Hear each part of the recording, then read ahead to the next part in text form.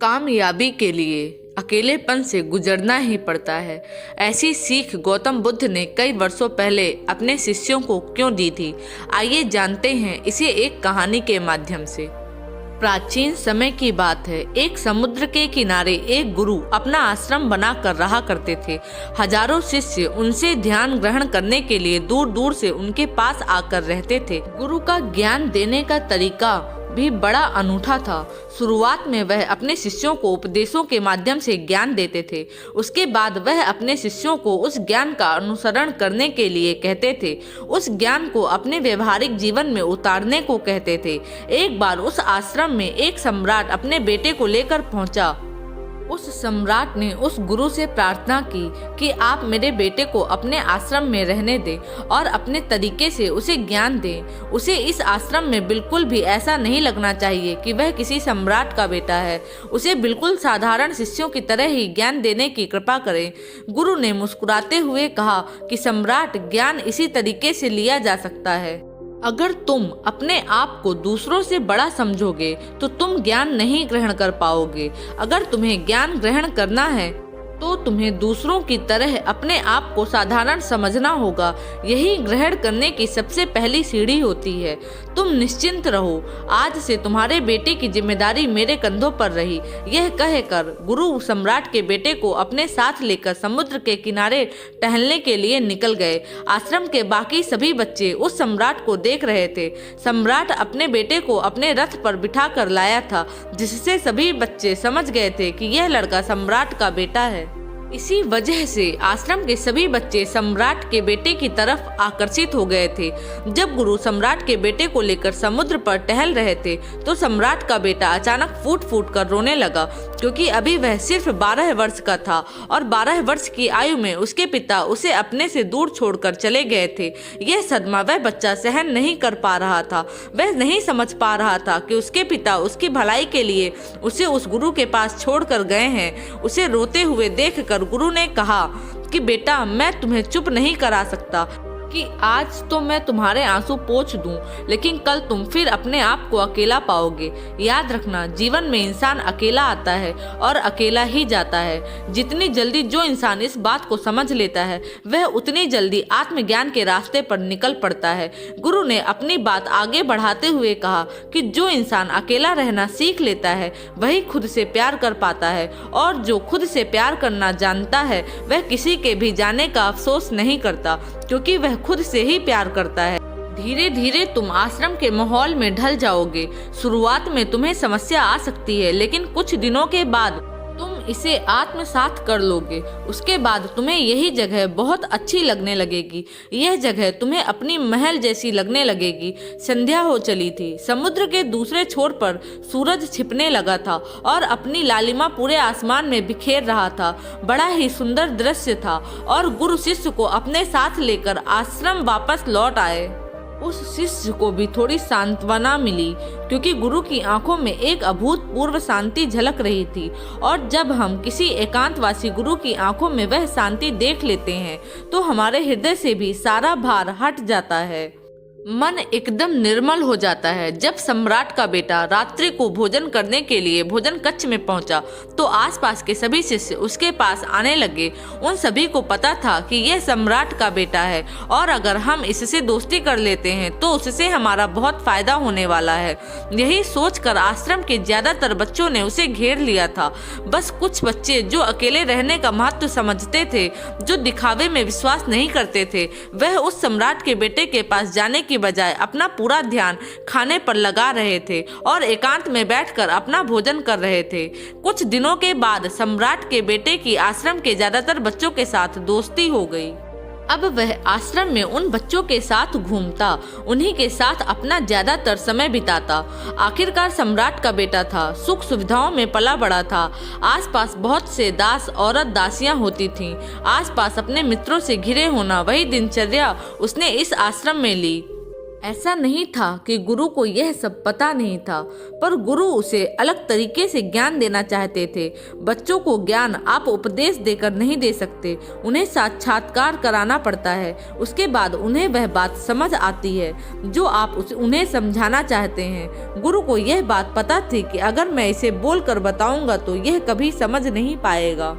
इसे यह बात ऐसे सिखाना पड़ेगा कि इसे यह एहसास हो जाए कि अकेले रहने से ही तुम अपनी शक्तियों को जान पाओगे। यह सीख देने के लिए गुरु एक दिन उस शिष्य को अपने साथ एक पहाड़ी की चोटी पर ले गए। पहाड़ी पर पहुंचकर गुरु ने उससे कहा कि अब तुम्हारा ज्ञान पूरा हो चुका है, बस एक आखिरी रात तुम्हें यहाँ पर बितानी होगी। उसके बाद अगले दिन शाम को मैं तुम्हें तुम्हारे राजमहल में तुमको पहुँचा दूंगा। वह बच्चा तो यह सुनकर बहुत खुश हो गया कि अब मैं वापस अपने राजमहल चला जाऊंगा। फिर से मेरे दास और दासियां सारी भोग की वस्तुएं मेरे पास होंगी। उस शिष्य ने गुरु से पूछा कि गुरुजी, मुझे आज रात आप यहाँ पहाड़ी पर क्यों छोड़ रहे हैं? आखिर मुझे कौन सी आखिरी ज्ञान यहाँ से मिलेगी? गुरु ने मुस्कुराते हुए कहा कि यहाँ पर चट्टान के पीछे तुम्हें छिप कर बैठना होगा। यहाँ पर रोज रात को एक बाज आता है, तुम्हें उस बाज को देखना है, बड़ी गौर से देखना है, हर गतिविधि देखनी है, और उस बाज को देखने के बाद अगले दिन अगर तुम उस बाज की खूबियों को मुझे बता देते हो तो मैं तुम्हें तुम्हारे राजमहल वापस भिजवा दूंगा। और हाँ, सुबह आने से पहले एक बात पर और ध्यान देना है। एक चरवाहा यहाँ पर अपनी भेड़ों को चराने के लिए आता है।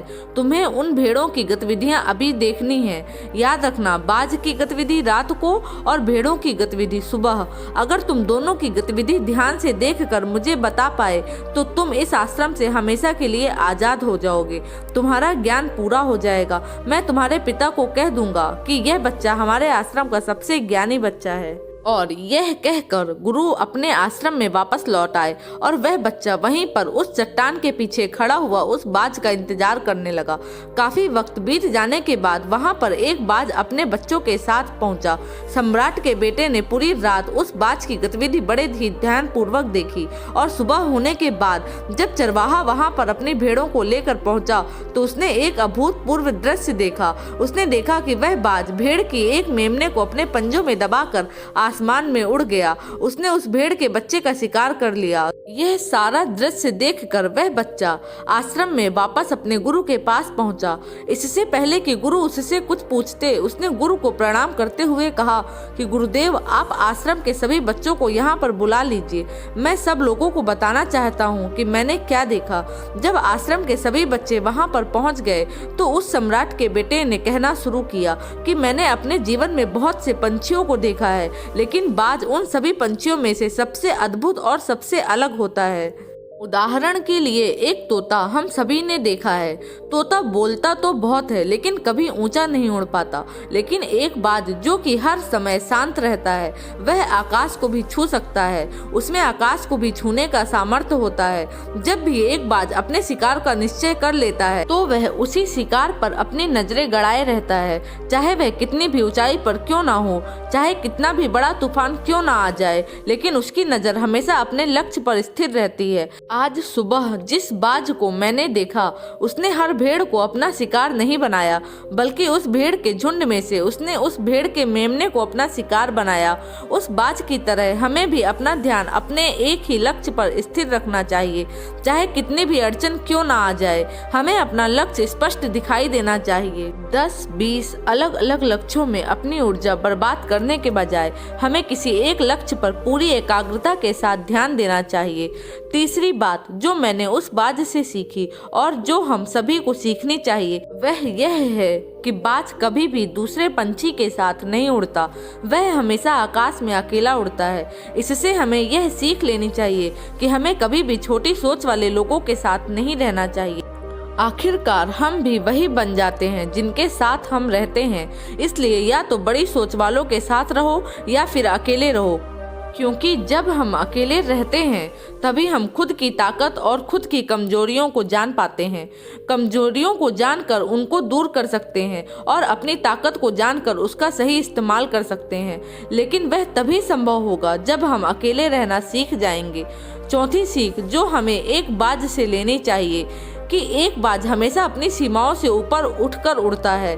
जब तूफान आता है तो हर एक पंछी अपने घोंसले की तरफ भागता है, खुद को छुपाने की जगह ढूंढता है, लेकिन बाज ऐसा कुछ भी नहीं करता। वह खुद की सीमाओं को तोड़कर बादलों से भी ऊपर उड़ने का प्रयास करता है। हवाएं उसे थपेड़े मारती हैं, पंख उसके बाहरी हो जाते हैं, पानी और धूल की वजह से उसे कुछ दिखाई नहीं देता, लेकिन वह फिर भी आसमान की तरफ उड़ता रहता है और अंततः बादलों से भी ऊपर निकल जाता है और वहां तब तक उड़ता रहता है जब तक मौसम ठीक नहीं हो जाता। अपनी सीमाओं को सिर्फ इसलिए तोड़ पाता है क्योंकि वह समस्या के आने पर उससे घबराता नहीं है, उससे डर कर बचने का प्रयास नहीं करता, बल्कि एक सकारात्मक नजरिए के साथ उसका सामना करता है। जीवन में चाहे कितनी भी अड़चनें क्यों ना आए, हमें उन अड़चनों से लड़ना चाहिए, ना कि उनसे डर कर कहीं छुप कर बैठना चाहिए। बहादुर तो वो लोग होते हैं जो तूफानों से टकरा जाते हैं, कायर तो अपने घर में अपने घोंसले में अपनी जगह ढूंढ कर बैठ जाते हैं।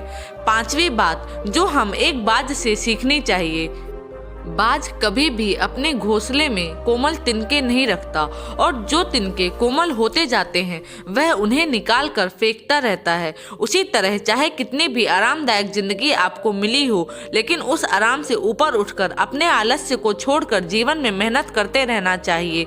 जीवन में पसीना बहाना चाहिए, शारीरिक मेहनत करनी चाहिए। अपने घोंसले से कोमल तिनके उठाकर फेंक दो और आज ही अपने आलस्य को तोड़कर निकल पड़ो। हर दिन अपने आप को चुनौतियां दो, हर दिन मुश्किलों से लड़ो, क्योंकि वही मुश्किलें तुम्हें मजबूत बनाएंगी। जंगल के राजा शेर को भी झुंड बनाकर शिकार करते हुए देखा जा सकता है, लेकिन बाज हमेशा अकेला शिकार करता है, क्योंकि वह जानता है कि भीड़ हौसला तो देती है मगर साहस छीन लेती है।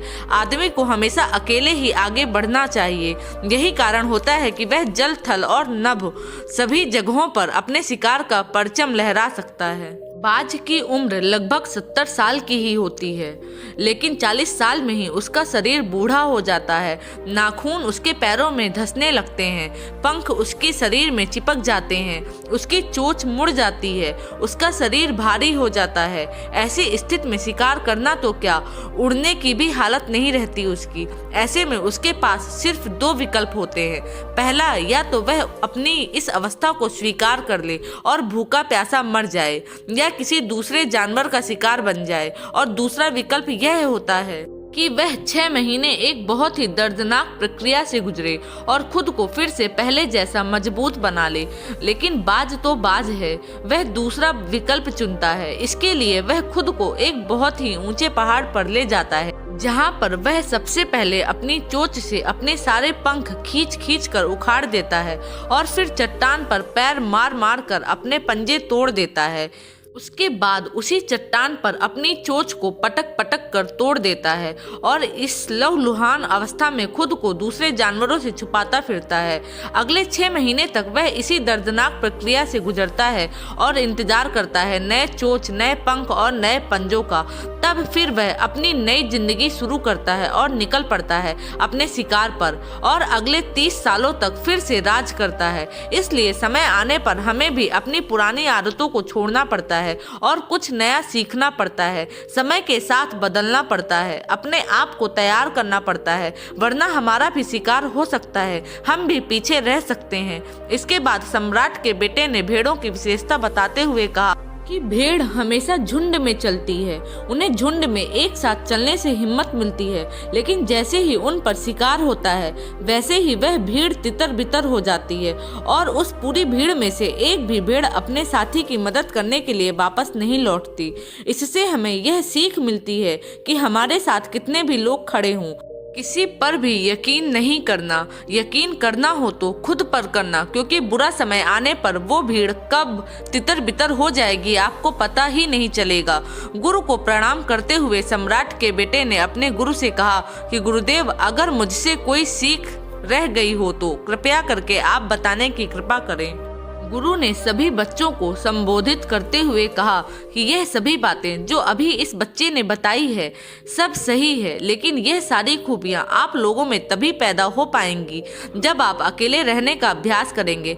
आपने देखा होगा कि बाज कभी भी दूसरे पक्षी के साथ नहीं रहता, ना ही किसी के साथ अपनी जोड़ी बनाता है। वह आसमान में अकेला उड़ता है और अकेला उड़ने की वजह से ही वह अपनी ताकत और अपनी कमजोरियों को जान पाता है। इसके बाद गुरु ने अपनी बात खत्म करते हुए कहा कि मैं आज रात इस सम्राट के बेटे को इसके राजमहल में छोड़ने के लिए जा रहा हूँ, क्योंकि इसकी सीख यहाँ पर पूरी हो गई है। और यह कहकर गुरु उस सम्राट के बेटे का हाथ पकड़कर राजमहल की तरफ रवाना हो गए और बाकी के सभी बच्चे उन्हें पीछे से जाते हुए देखते रहे।